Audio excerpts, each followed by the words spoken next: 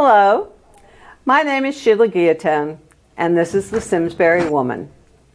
In 1942, the Jewish community in Prague brought more than 1,500 Torahs to the Central Jewish Museum in Prague for safekeeping. After the war and the communist takeover of Czechoslovakia, the scrolls were forgotten. In 1963, a London art dealer brought 1,564 scrolls from the Czech government. They were brought to the Westminster Synagogue in London, and the Memorial Scrolls Trust was established. Some of these Torahs were sent to synagogues around the world. The Farmington Valley Jewish congregation received 2 of these Holocaust scrolls. Torah number 752 will be restored as part of the Year of the Torah project. The other Torah, number 1412, cannot be restored, but it is on display at the synagogue. Please welcome my guests, Rabbi Rebekah Goldman and Paula Schwartz, co-chair of the Torah Restoration Project, and immediate past president of the Farmington Valley Jewish Congregation. Welcome, both of you. Thank you. Let's start very quickly, although I know there will be more later. Rabbi, what exactly is a Torah?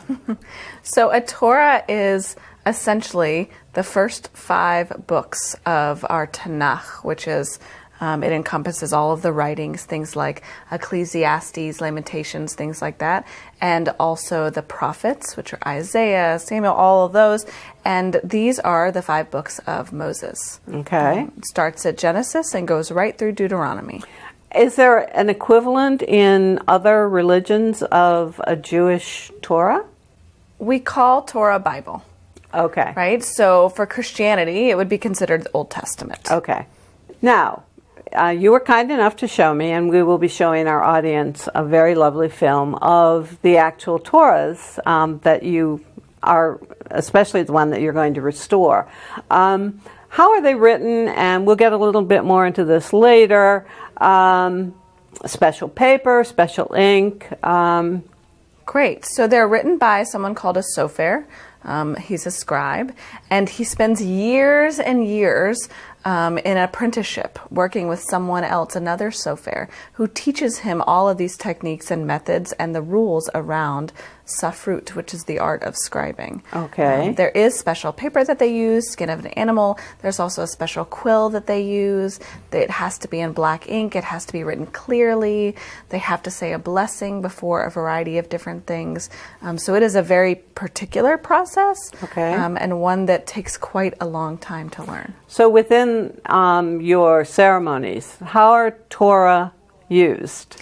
So when we get together to pray, whether that's on a Monday, a Thursday, or Shabbat, which is Friday evening and Saturday, okay, we read Torah for those particular days. We also read them on special days, like Yom Kippur and Rosh Hashanah, and each time we get together to read them, there's a different section of it that we read, and we generally go through a year cycle and finish it, and then we start it again. Okay.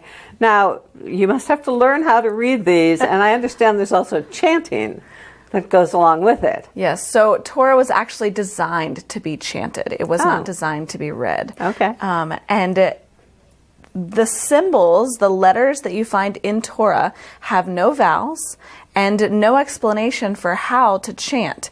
We need to go outside of Torah into what we call a tikkun to learn how to read Torah and chant Torah. When I say read, I mean chant. Okay. And it takes quite a long time, not only to learn how to read Torah, but also to learn the various trope and melodies that that you use to chant it. Okay. Sounds very complicated. In order to help our viewers, Ruth Goldblatt of your synagogue has put together a beautiful little film that in fact is going to explain quite a bit of this.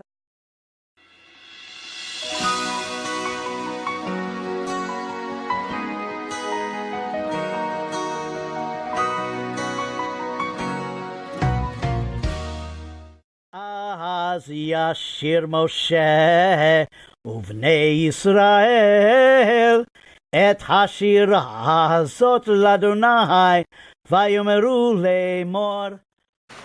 So as Jews, we believe that Torah is a gift from God. It acts as the spiritual glue that binds us together as a people. It's not only the foundation of our moral and ethical lives, but it's also a part of who we are as Jews. Here at the Farmington Valley Jewish Congregation Emek Shalom in Simsbury, Connecticut, we are embarking on a year of Torah. In an attempt to weave this Torah into the fabric of our lives and teach the world that Torah needs ongoing care and nurturing just like we do, we'll be paying special attention to two of our Torah scrolls that are in desperate need of care. Both of them were permanently loaned to us by the Memorial Scrolls Trust for safekeeping after being rescued from the Holocaust. Scroll 752 from the Klaus Synagogue in Prague and Scroll 1412 from the Ostrava Synagogue in Czechoslovakia both reside here in our sanctuary at FEJC. By 1942, Jewish communities throughout Eastern Europe were sending their Torahs to the Central Jewish Museum in Prague for relative safekeeping. A handful of Jews who worked in the museum convinced the Germans to save artifacts and Torah scrolls. These Torah scrolls were eventually rediscovered in the 1950s by a London-based antique dealer. Funds were raised, and in 1964, the Westminster Synagogue in London bought the remaining 1,564 scrolls from the Czech government. The Westminster Synagogue then established the Memorial Scrolls Trust to oversee the preservation of these survivor Torah scrolls. Since the 1960s, the Trust has distributed the Torah scrolls worldwide to synagogues and other institutions who've agreed to assume the responsibility of caring for them and holding on to them for future generations. In August of 1973, the Farmington Valley Jewish Congregation Emek Shalom obtained a Torah from the Memorial Scrolls Trust in London. For the past 44 years, we have celebrated with it for countless simchas and b'nai mitzvah. In 1996, we were able to obtain a second Torah from the Memorial Scrolls Trust. It's Scroll 1412, and unfortunately, it is only used for display purposes as it cannot ever be made kosher due to the damage it received during the Holocaust. In order to properly preserve Scroll 1412, it needs to be cleaned and, if financially feasible, placed in a sealed, climate-controlled case. It has been quite a while since we were entrusted with these precious gifts, and as we began this journey, we realized we needed to do more discovery about our scrolls. Scroll 752 is only one of 3 Torah scrolls from the Klaus Synagogue in the United States. This beautiful Torah contains a unique blend of Ashkenazi, Sephardi, and Kabbalistic style letters. This type of scribing, or safrut, is no longer used when writing new Torahs, and harkens back to the old Jewish community of Prague.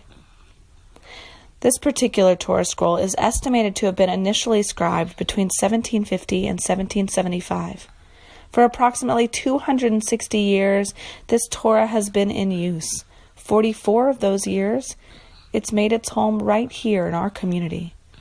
Currently, the edges are ripped, some sections have tears and holes, and it needs to be cleaned desperately. Until repaired, it's not considered kosher, nor should it be used at all, as it's so fragile. It also needs functional rollers and a brand new plaque, as its original plaque was likely lost. Only a handful of sofrim are approved to repair the Memorial Scrolls Trust Torahs, and we are very fortunate to have found Rabbi Kevin Hale, a known expert in Holocaust survivor scrolls. He will be our guide and sofer as we embark on our year of Torah, as we journey to restore Scroll 752. We will rededicate this survivor scroll and celebrate her restoration during Simchat Torah this upcoming year. Throughout the year, there will be opportunities to donate and to scribe with Rabbi Hale as he restores Scroll 752. Come and be a part of history with us. Help us pass on this beautiful gift from generation to generation, ledor vador. We need your help to restore this scroll so that she can tell her story for many more generations. Please consider donating at www.fvjc.org and or our GoFundMe page. We'd love if you could come and scribe with us and with Rabbi Hale to help us restore this beautiful Torah. Amen. Vayvarech Elohim et Noach v'et banav vayomer lachem peru orvu umilu et haaretz.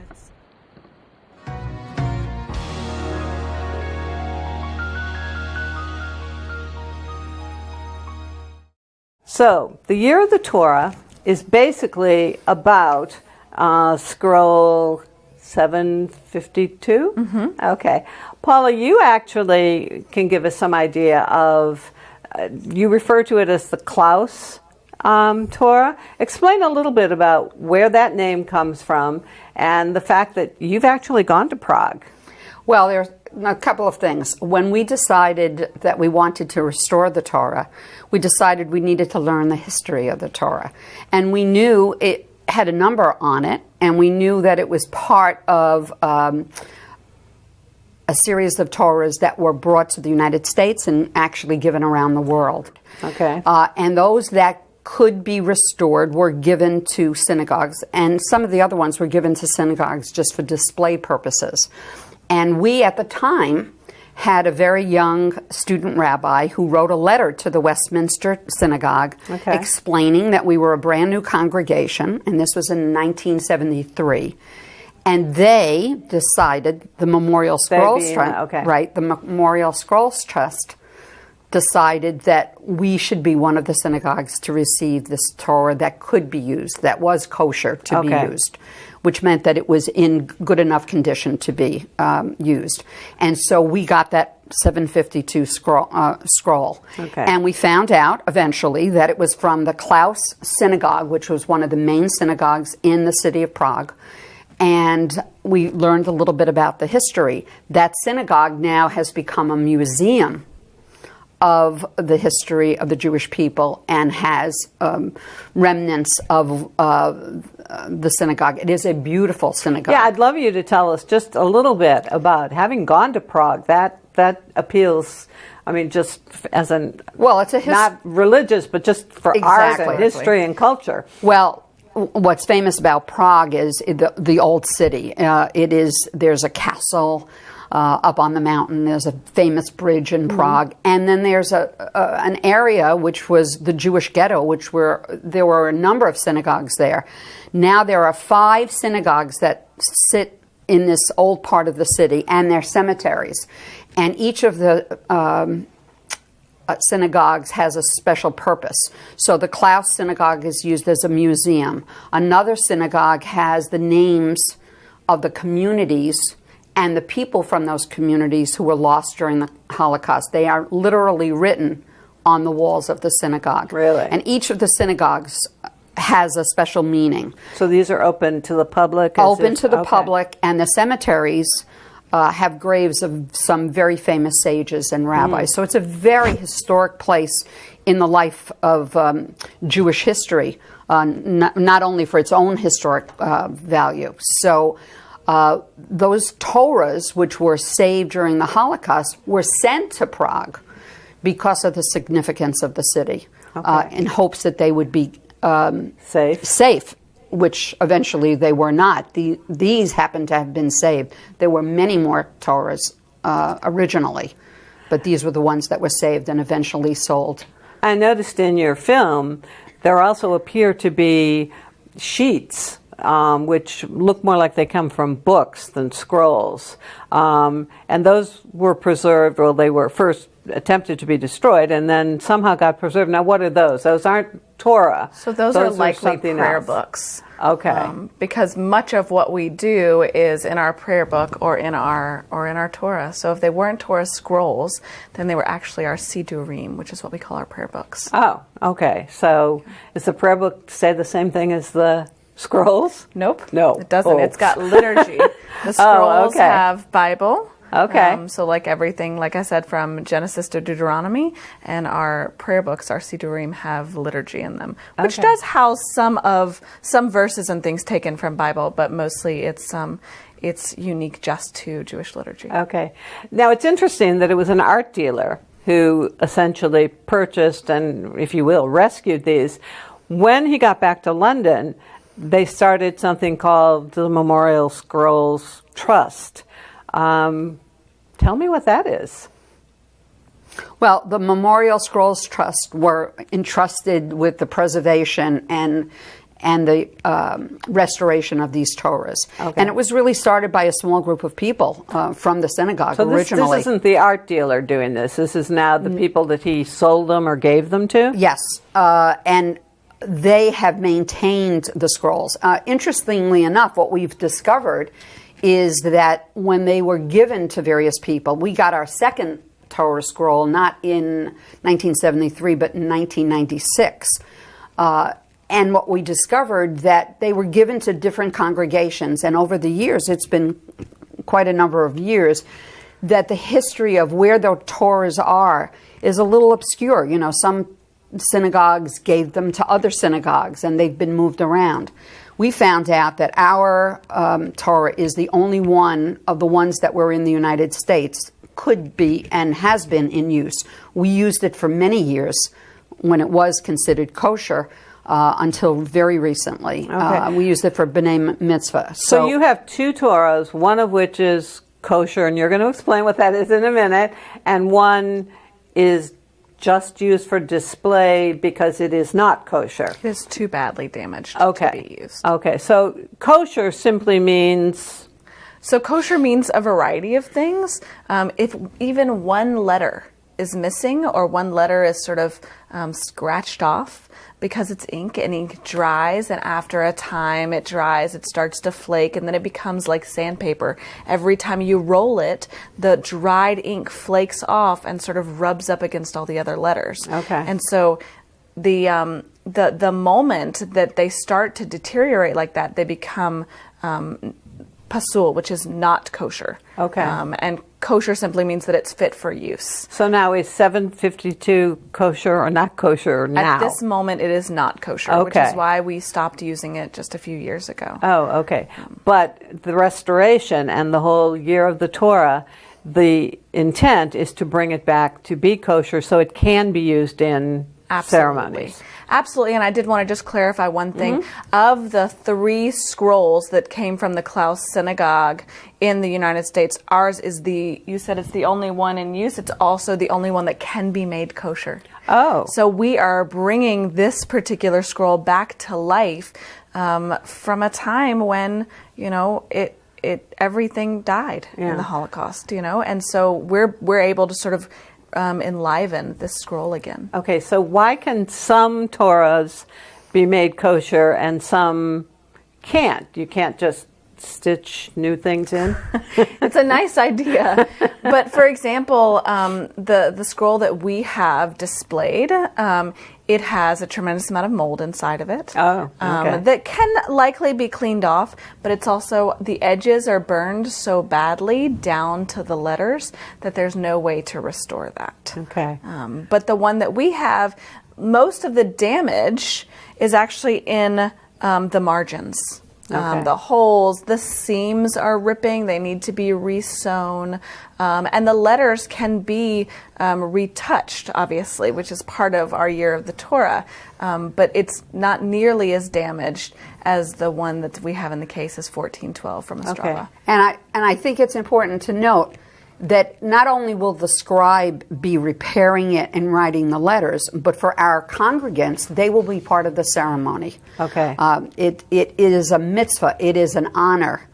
It is an obligation in your lifetime to be part of the repair or the writing of a Torah. Okay, that was one of the places where you totally threw me, and I had no idea what you were talking about because you've got all these rules, and then you're telling me, and it's a mitzvah that everyone should scribe a Torah, and I'm thinking, wait a minute, I have all these people in here, writing, explain what you mean by scribing a Torah when you're not a sofer. So when we say the word mitzvah, let's start there. Okay. Mitzvah means commandment. In Reform Judaism, we also see it as a good deed, but really it means commandment. In Torah, in Bible, there are 613 commandments, not just the 10 that we always hear about, right? Okay. And the last one, the 613th one, says that in your lifetime, you must write a Torah, and that you must put the song of God into the people. But when you say write a Torah, you're not talking about me taking the pen and actually... Potentially, but we don't have any historical record Okay. that Jews went out en masse Okay. and began writing their own Torah scrolls. Okay. Instead, what we have are examples of communities commissioning Torah scrolls to be written, and donating in order to have a Torah scroll written, or contributing to help a Torah scroll be repaired, and that's also sort of part of it. So you could write a new Torah? Yes, absolutely. Really? It's a lengthy process. It takes a year Whoa. to write a Torah. And it has to be someone It specially has to trained. be that sofer, Okay. that scribe who spent years and years of his life learning about this process. It has to be with special ink, on special parchment, with special thread. Is it string or thread or? Yeah, the sinew. Yeah, the thread. Now you said your Torah is actually written on skin. Yes, Really? animal skin, kosher animal skin. Okay. But could it be written on parchment? No. No.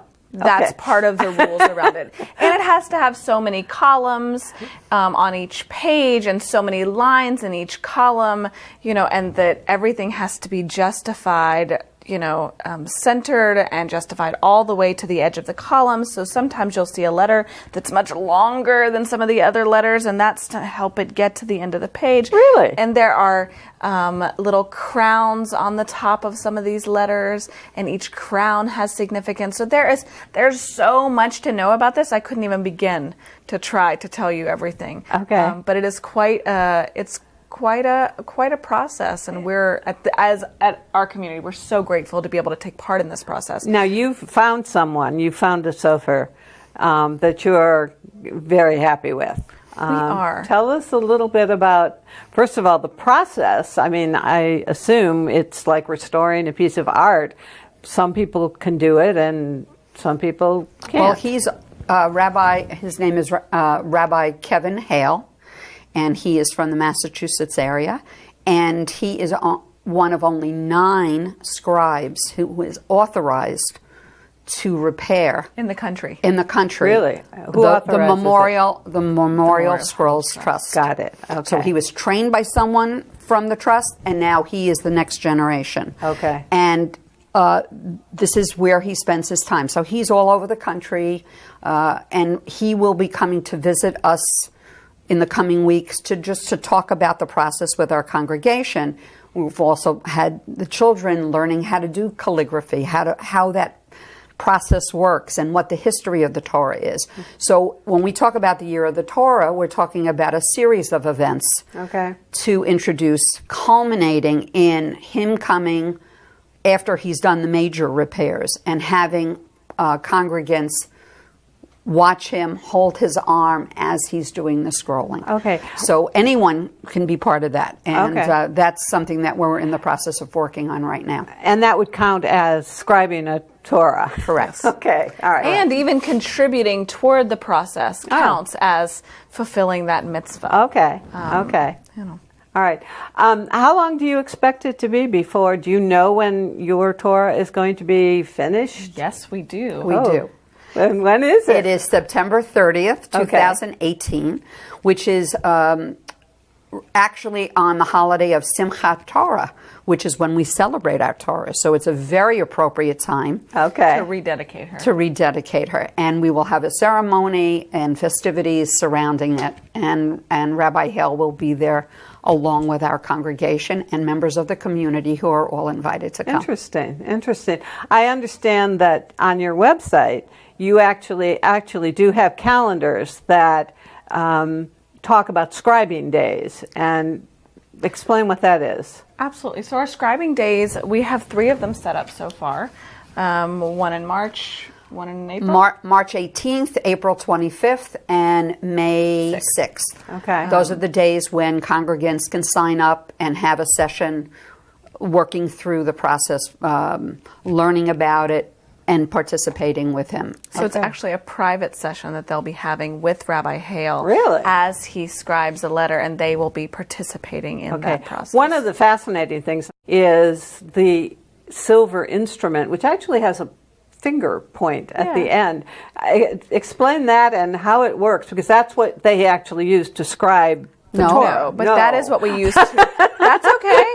Lots of new things here. It's called a yad, and it does actually have a finger that points because yad means hand also. Okay. And we use that to read Torah and to point to things in Torah instead of our fingers, because the oil on our fingers degrades the ink faster. Than if we were to use something that had no oil and was totally clean. Okay, so that is actually just used like a pointer when you're reading.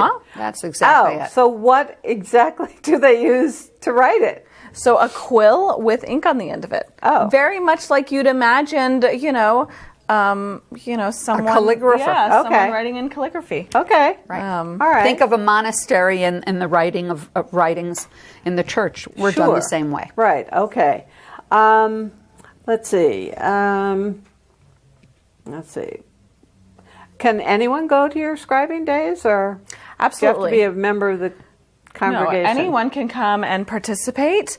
In order to take part in the scribing process, there needs to be someone from our community, from the Jewish community, there with you to participate, because the commandment actually applies to people in the Jewish community. Okay. And so it would sort of be null and void if someone were to participate outside of the Jewish community. But we want to encourage everyone to come and be a part and witness it. This is really a once-in-a-lifetime opportunity. Yeah, I mean, it sounds fascinating. I mean, to me, it sounds like restoring a great piece of art, which I guess is what it is, actually. It is. And one of the things that we were thinking about as we were sort of getting ready to meet with you was that this scroll, this 752, could potentially be one of the oldest remaining in-use books in Simsbury. Which is a pretty old place to begin with. That's fascinating. We're actually trying to verify we're not that. Positive. We're not positive. It's among the oldest. Well, that's pretty good. Exactly. Well, I really want to thank both of you. This is fascinating, especially for people who don't know anything about it to begin with. Our time is up. I would like to thank our guest today and all the people who've worked to bring us this information, especially Ruth, who is a member of your congregation and who made that film.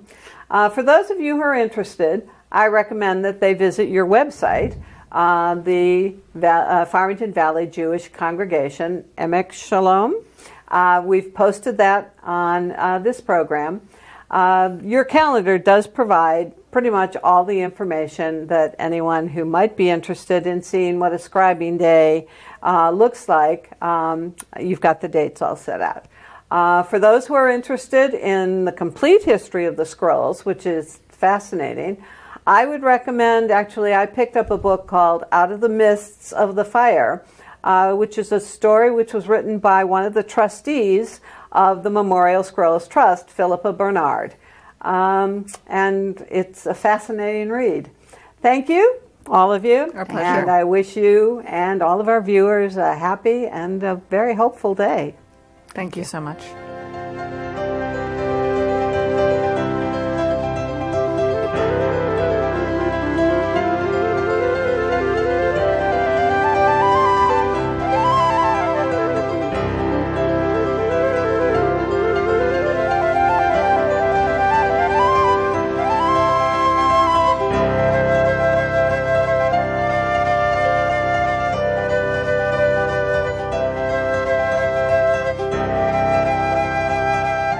Funding for Simsbury Community Television is provided in part by contributions from viewers like you. Thank you.